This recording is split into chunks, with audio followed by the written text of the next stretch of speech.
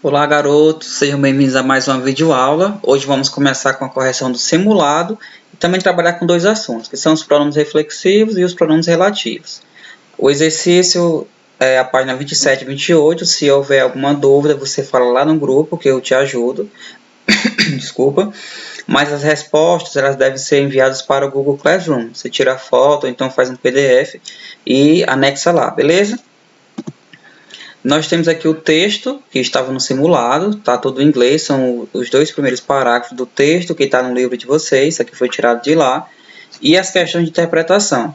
Eu vou pedir que vocês confiram o gabarito, sempre que for uma aula, vocês já podem trazer as respostas inicialmente para fazer a comparação, porque a correção sempre vai ser no começo das videoaulas, e você aí tira as dúvidas, se houver necessidade, na própria explicação, que vai ser rápida, um pouco mais rápida, mas pode ser também lá no grupo do WhatsApp, beleza? A gente vai usar o WhatsApp para fazer essa interação mesmo, de tirar dúvida. Só nesse caso, mas as respostas você vai, desculpa, coloca no Google Classroom.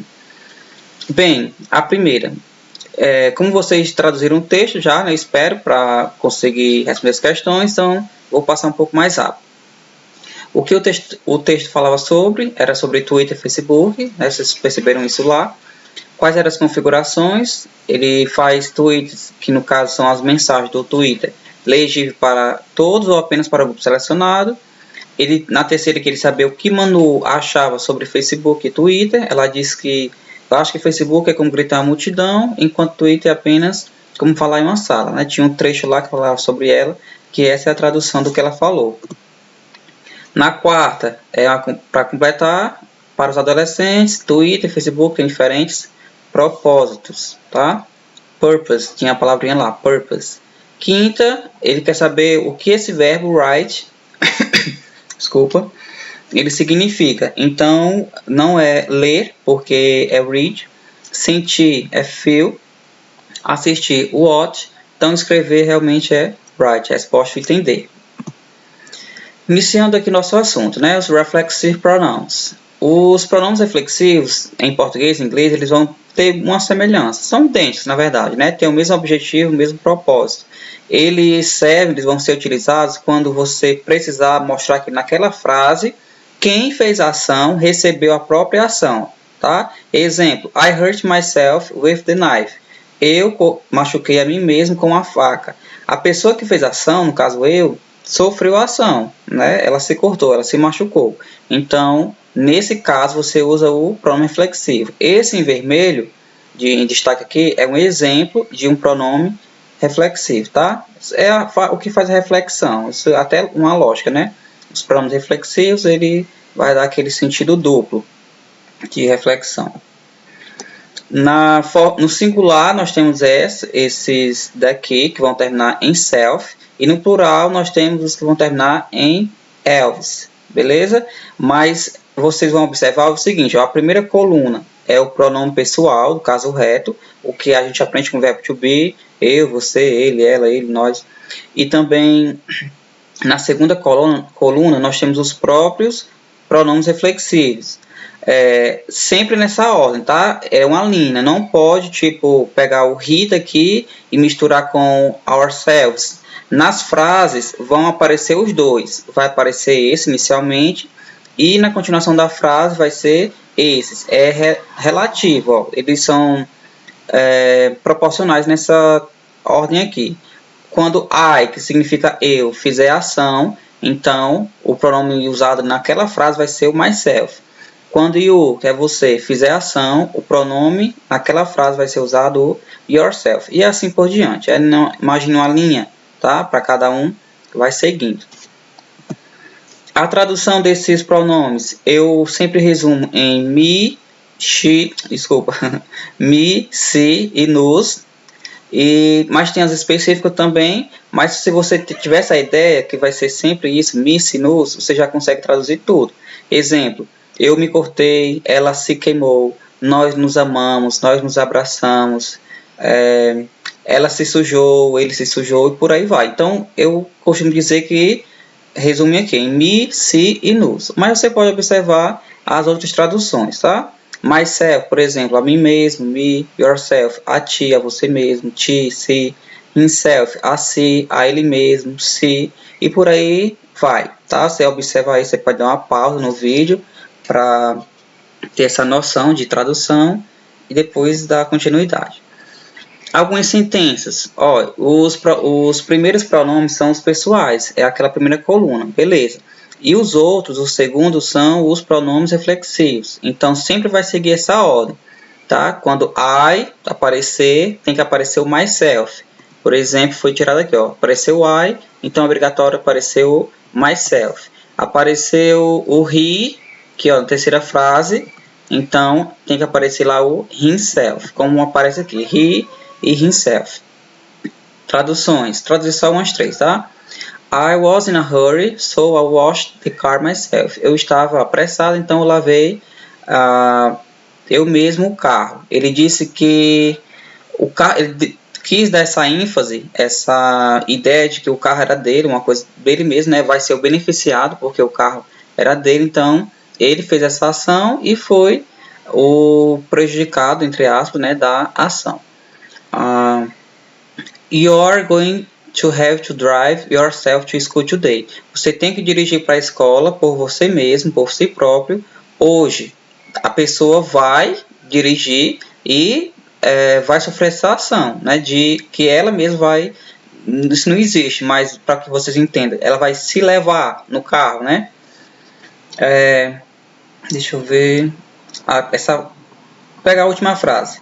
The actors saved the local theater money by making costumes themselves. Os atores guardaram dinheiro, guardaram dinheiro para esse teatro local por ele mesmo para fazer suas roupas. Eles, os atores, compraram, né, fizeram, guardaram a própria roupa, certo? Então, eles fizeram a ação e eles mesmos são os beneficiados, porque as roupas seriam para eles mesmos. Tá claro até aí? Bem, o segundo assunto são os pronomes relativos. Eles, vou ler aqui para você entender um pouco, mas também se assemelha com o português. Para entendermos o que são os pronomes relativos, relative pronouns, temos que entender seu nome. Primeiro, vemos que estamos falando de pronomes, e a função de um pronome é substituir o nome. Qualquer pronome tem essa função, para que a frase não seja tão estranha. Por exemplo, eu digo quando Sara é uma garota. Sara tem 17 anos. Sara mora com seus pais. Se eu ficar falando Sara, Sara, Sara, Sara, Sara, isso é uma coisa de louco, né? Não existe isso. Então, os pronomes vão substituir esses substantivos, justamente para não ter essa repetição. Então, eu poderia usar Sara é uma garota, ela mora com seus pais, que no caso ela foi o pronome que substituiu o nome Sara, e aí por diante, né? Existem tantos outros pronomes, para você entender por que surgiram os pronomes. Então, os pronomes relativos, ele vai ter essa relação, até porque o nome faz uma lógica, né? Relative pronouns, ele vai ter uma relação com quem se fala, pois cria uma relação entre duas frases distintas quando estas possuem um elemento em comum. Vamos ver em português como elas funcionam. Exemplo, eu gosto do meu patrão, tá? Beleza, é uma frase. Meu patrão é australiano. Ele, essa frase, o meu patrão, é a continuação dessa, é o mesmo raciocínio. Está dizendo que ele é o australiano. Quem? O patrão que essa pessoa gosta. Então, isso para substituir, ó. Eu gosto do meu patrão, que, esse que, no caso, está fazendo uma relação. Que ele, essa pessoa é australiana, no caso, o patrão. Então, esse que é o exemplo aqui do pronome relativo, beleza? Vamos aprendendo mais aos poucos. A tradução, inicialmente eu acho que é importante aprender, mais do que os pronomes reflexivos, porque aqui são totalmente de contextos diferentes. Então, você vai ter que se basear não só na tradução, porque se parece, ó, que, quem, qual, cujo, que, o qual, que, onde, se parecem as traduções. Mas quando você souber a tradução, na frase vai te ajudar bastante. Por exemplo, who significa quem, que, o qual. Whom significa de quem, quem. repete aqui, repete aqui. Mas quando você vê lá em inglês a diferença, né, entre who e whom, você vai saber automaticamente qual quem está falando, se é do primeiro, se é do segundo. Aí nós temos whose, cujo, cuja, cujos, cujas, which, que, o qual, o que, where, onde, when, quando, that, o que, what, o que. Calma, que eu sei que vocês talvez não estejam entendendo ainda o pronome relativo, mas é porque eu quero dar essas informações, que é para depois a gente fazer uma soma toda, né, total, para você encaixando aí o conteúdo. Então, falamos a função dele, quando é que a gente usa, né, essa questão da relatividade de duas frases, e também aqui algumas traduções. Esses são os pronomes relativos que existem, e suas traduções. Agora vamos para o uso, que é a parte principal. Então, atenção a esse slide aqui, que é a grande chave do conteúdo. Temos o who, para quanto a gente vai usar? Refere-se a pessoas. E o que significa, você já viu lá. Por isso que eu comecei com a tradução. Significa que, tá? Aquele é o homem que ganhou, que venceu a competição. Como se refere a uma pessoa, a gente sabe que é um homem, então eu uso o who. Júnior, mas tem várias traduções de que. Tem que aqui, que mais embaixo, que no outro, que são 4, 5. Beleza, mas você vai ter que saber o uso, que ó, referindo-se a pessoas. Então, foi uma pessoa, você já lembra aí do who, claro, a tradução que. Aquele é o homem que venceu a competição. Segundo, o which, refere-se a coisas. Então, já descarta pessoas. Quando vê o which, sabe que não está falando de alguém, mas sim de algo. That's the car which I bought last year. Aquele é o carro que, também a tradução é que, eu comprei ano passado. Porém, como é uma coisa, eu uso o which e não o who. O that ele é bom porque você pode usar sem medo para substituir a pessoas e coisas. Significam que. Então, os exemplos são esses daqui de cima, tá? O that significa que e pode ser usado quanto para pessoas e quanto para coisas. Where refere-se a lugar. São Paulo is the city where I live. São Paulo é a cidade onde eu moro. Where significa onde. Lembra aqui do slide anterior? Where, onde. When refere-se a tempo. Quando significa quando. Summer is the season when people travel to the beach. O verão é a estação quando as pessoas viajam para a praia. Whose refere-se a posse. Desculpa. Geralmente vai ser cujo, cuja, cujos, cujas. E Mary is the woman whose car is new. A Maria é a mulher cujo carro é novo. Essa posse aqui, né, esse carro de Maria dá uma ideia de que aquele carro é dela, obviamente. Nessa frase, como você vê, o whose, o que tiver um objeto aqui, vai ser dessa pessoa que começou a frase, tá? Whom refere-se a pessoas em situações formais. Esse é quase ninguém nem usa, o whom, mas eu posso te aprender também. Refere-se a pessoas em situações formais. He is the president whom travels by car. Ele é o presidente que viaja de carro. Também significa que. Não poderia ser o who, por quê? Poderia, mas como ele está dizendo aqui que é uma situação bem informal, né? Fala de presidente e tudo mais, aí você usa o whom. Agora, para terminar, nós temos 3 exercícios, 3 exemplos desses, tá? Bem simples para você completar. Você pode dar uma pausa no vídeo, aí dar uma pausa na mente, que eu sei que é muita coisa, que né, não tem uma pausa na explicação, mas para você assimilar, você pode fazer suas anotações, pode copiar essa tabela aqui no seu caderno e tudo mais. Então temos aqui, I like my neighbor, eu gosto do meu vizinho, alguma coisa, né, para completar, is Australian. Observação, falou de um vizinho, o vizinho é uma pessoa, beleza, então eu posso usar o who, ou poderia ser o that, tá? Que é australiano, você pode usar um dos dois. I like my neighbor, eu gosto do meu vizinho, que é australiano.